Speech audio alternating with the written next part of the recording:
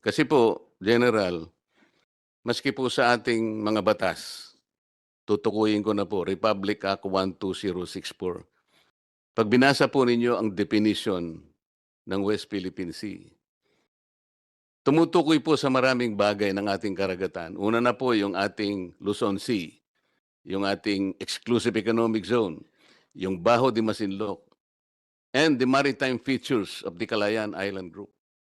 Kaya kailangan po nating matukoy talaga.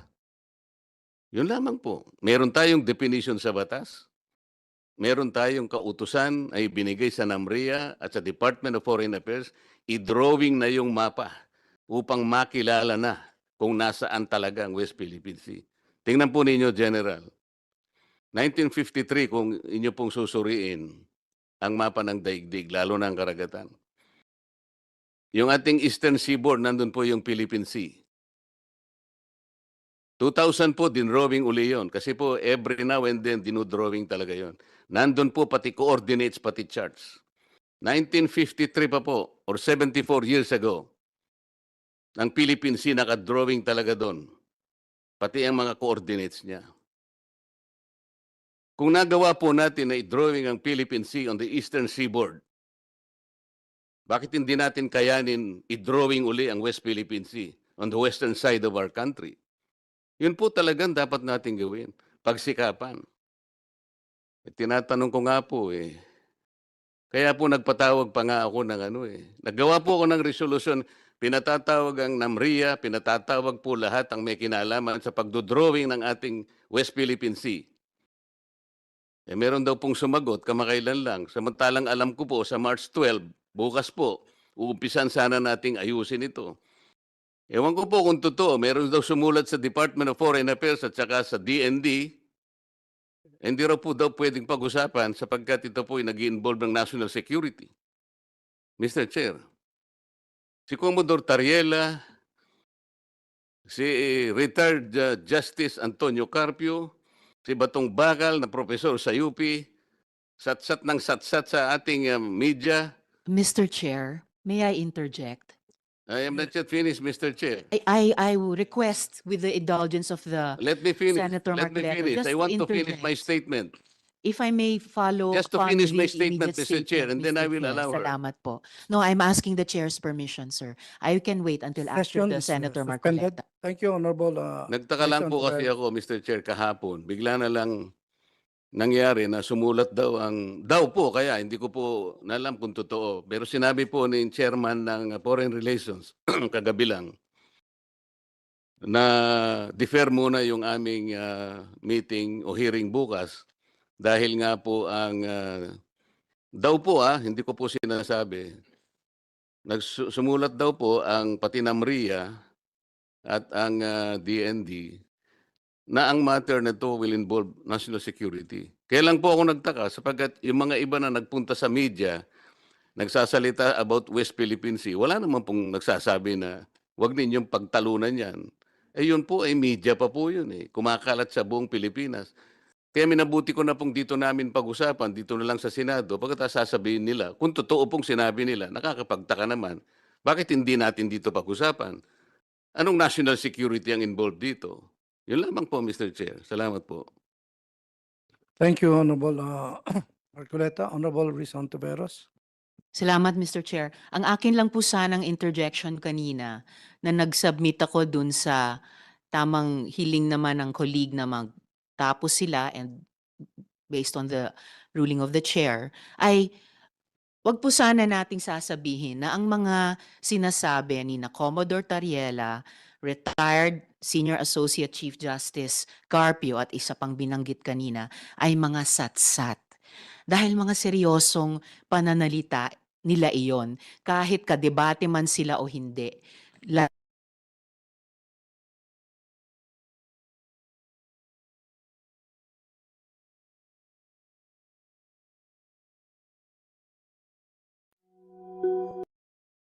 po ba ninyo kung bakit ko Honorable ginamit? Marcoleta. Alam po ba niyo kung bakit ginamit ko yung satsat? Hindi ko lang po alam kung ano ang pagkakaintindi po ng ating kasama ron. Pero yung satsat po, walang implication na masama yun. Kaya ko po ginamit yung salitang satsat. kapag sila po'y nagsasalita, wala pong batayan eh. Halimbawa po, yung sinabi ni Justice Carpio, hindi na po kailangan ng coordinates para po i-delimit natin ang exclusive economic zone. Mali po yun eh. Magkakamali po, pati ang mga taong bayan maniniwala sa kanya sapagkat dati siyang magistrate ng Supreme Court. Mali po yun eh. Ang dami pong babanggain na artikulo ng UNCLOS pag pinilit niya yun. Pati po yung mga pasabi, regular na reminders po ng opisina ng UN Secretary General. Kaya ko po sinasabing satsat. Yun naman pong professor sa UP. Ano pong pinagsasasabi niya? Nag-submit na raw po ng mapa ang NAMRIA sa United Nations. Satsat din po yun, Mr. Chair. Kahit nga po ngayon dito, matutukoy natin, i-open lang natin ang website kung alam po nung professor ng UP na wala tayong sinasubmit na mapa. Alam po ba niyo kung pinapakitang mapa ng NAMRIA? Administrative map, Mr. Chair. Ang administrative map only shows the political subdivisions of our country, regions, mga probinsya. Hindi po yun yung mapa na hinihingi po para sa ganon magkaroon ng hakbangin para finally ma-drawing natin ang West Philippine Sea. Marami pong proseso yun eh. Maraming proseso yun. Hindi pala niya naiintindihan, satsat na sila ng satsat doon. Oh, yung Commodore Tariela naman yan. Pinayagan ba siya ng CHED na sabihin kung nasaan ang West Philippines? Hindi naman niya po tinutukoy. Pakinggan po natin yung kanyang discussion. Miski isa doon, kaya ko lang po nasabing gano'n. Lumalabas sa social media, lumalabas sa mainstream media, buong Pilipinas nagtatalakay sila. Wala isa man na nagsabi that that issue involves national security. Bakit po nung ako gumawa ng resolution para dito natin pag-usapan formally, bakit biglang naging national security? Yun lang naman ang tanong eh. Di po ba mahalaga sa kanila na ayusin natin lahat dito? Ito po ang bagay, ito po ang formal. Dito po mismo sa Senado. Dito po natin ayusin lahat ang hindi pinagkakaintindihan. Hindi yung radyo dito, TV dito, lahat sa halimbayan. Dito, yun ang gusto kong mangyari. Bigla na lang nagkaroon ng national security. Nakakapagtaka naman, Mr. Chair. That's the only point. Salamat po sa sagot ninyo, General. Talaga pong kailangan lamang na talagang yung hangganan ng ganang atin, matukoy natin, madelimit natin, yun ho ang inihingi ng batas. 14 years ago. Yun po yung hahanapin ko sana sa NAMRIA. Bakit hindi niya ginawa 14 years ago na nakararaan? Para matulungan po kayo. Para hindi po kayo parang nasa kadiliman, hindi natin alam hanggang hangganan. Makatulong po sa inyo lahat yun. At tama po yung gagawin nyo. Ang mandato po ninyo, tama rin po yun. Proteksyonan ng saganang atin. Pero pangkaraniwan na, kailangan alam natin ano ang hangganan ng saganang atin. Wala pong masama doon. Salamat po, Mr. Chair. Salamat, Mr. Chair. Gusto ko lang pong gumawa ng isang motion. Dahil si retired Senior Associate Justice Antonio Carpio ay yun na nga po ang inabot niyang posisyon sa Korte Suprema at tinitignan po ng marami na one of the best Chief Justices we never had dahil po si Rear Admiral J. Tariela ay recently nga umabot sa ganyang rango at palagay ko hindi disconnected sa kanyang matagal na at matibay na advokasya kaugnay ng ating pambansang interes sa West Philippine Sea. At dahil pati po si Professor J. Batong Bakal ay direktor ng Law Center Institute for Maritime Affairs and Law of the Sea sa UP College of Law. Kaya't hindi po dapat isipin o sabihin na silang dalawa ni Associate Justice Carpio ay gumagawa ng statements ng walang legal na basehan. Dahil po kahit Ilonggo ako kay daddy, Tagalog ako kay mommy, kaya't alam ko na ang salitang satsat ay karaniwan nagre-refer po sa isang Tagalog term para sa idle gossip, chatter, o babble. So hindi rin po match dun sa tatlong taong una kong binanggit. At huli po, Mr. Chair, dahil Commission on Appointments Committee ito, at kung meron sino man po sa atin ay may issue tungkol sa mga matters pending sa harap ng buong Senado, ito pong CA panel ay hindi po ito yung lugar para i-raise ito.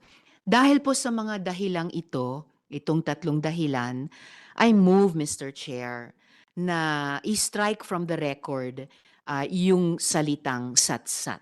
I so move, Mr. Chair. There is a motion. May I explain myself, Mr. Chair? Yes, Kasi ako po yung gumamit ng satsat. there is a motion of Senator Ontiveros to strike out. If there's any objection, I'm objecting, Mr. Chair. Ganito po. 1 minute, Ah. excuse me, 1 minute suspension. Session resume. In the interest of time and in order to finally dispose of the matter pending before the committee, the chair now will divide the House. But before we divide the House, the chair will give Honorable Marcoleta 5 minutes to explain. Salamat po, Mr. Chair. Papayag po ako na alisin natin ang salitang satsat kung meron po tayong may sasubstitute na mas akmang salita. Kasi kaya ko po ginamit ito. Si Justice Carpio na iginagalang po bilang naging Associate Justice ng kataas-taasang hukuman. Sinabi po niya na hindi na kailangan ng coordinates at charts upang madilimit natin ang exclusive economic zone. Mali po yun. Hindi po dapat manggaling sa kanya yung ganong pananalita dahil mali po yun. Wala po sa batas yun ng UNCLOS. Sa Republic Act 9522, dahil pinagtibay po nila sa isang jurisprudence, alam po ba ninyo, Mr. Chair, kung magkano ang naalis sa ating territorial sea? Mahigit pong 242,000 square miles ang naalis.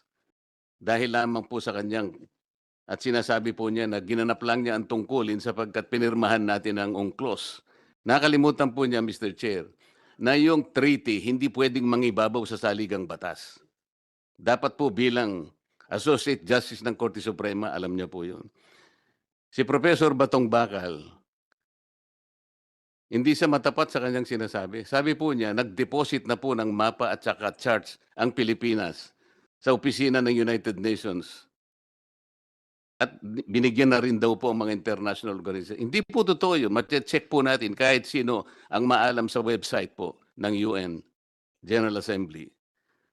Si Admiral Tariela, ang sinasabi po niya, ang West Philippine Sea hindi raw po disputed. Nag-aaway-away nga po ang mga bansa dahil dyan eh. Ano po ang gagamitin nating salita? Payag po ako. Kung yun po ay hindi akmang salita, payag po ako, Mr. Chair. Ngunit, palitan po natin. Anong iakma po na, sa akin po kasi yung satsat, yung pagsasalita ng walang basihan. Ganun lang po kasimple. Wala pong basihan ang kanilang sinasabi. Kaya tinitindigan ko po yun. Ngunit kung meron pong mas magandang salita na akma doon sa aking sinabi, payag po ako, ba't naman hindi? Salamat po, Mr. Chair. Mr. Chairman, Thank you, Honorable Marcoleta. Honorable Alan T. may I suggest the word pahayag or salita or pagpapaliwanag if the Honorable Senator Marcoleta is acceptable to those proposed or suggested words. Honorable, Honorable Rizal Taveras. As the movant, Mr. Chair, tinatanggap ko po at pinasasalamatan si Rep. T sa kahit alin sa mga magalang na salitang iyon. Salamat po. Salamat, Mr. Chair. Honorable, thank you, Honorable Rizal Taveras. Honorable Marcoleta. Dahil po sa matalik ko pong kaibigan si Congressman Alan T. ay payag po ako, bakit hindi? Kung yun po ay kagagaan po ng kalooban ng bawat isa, para wag na po nating pagtalunan yung salita na yun. Ngunit yung sentido po ng aking gustong mangyari, nandyan naman po sa ating mga minutes. Salamat po, Mr. Chair. Maraming salamat po sa ating mga kasamahan dito sa Committee on Appointments. And the chair would like to, Mr. Chair, so the status of my motion is na-adopt po siya, Mr. Chair. adopted. Salamat po, Mr. Chair. Gangster, you know, we do that better than anybody. I bet you got it twisted, you don't know who to trust. So many player hating niggas trying to sound like us. Say they ready for the front, but I don't think they know it. Straight to the depths of hell is where them cowards going. Well, all you still down, nigga, holler when you see me. And let these devils be sorry for the day they finally free me. I got a caravan of niggas every time we ride. Hitting motherfuckers up when we pass by. Until I die, live a life of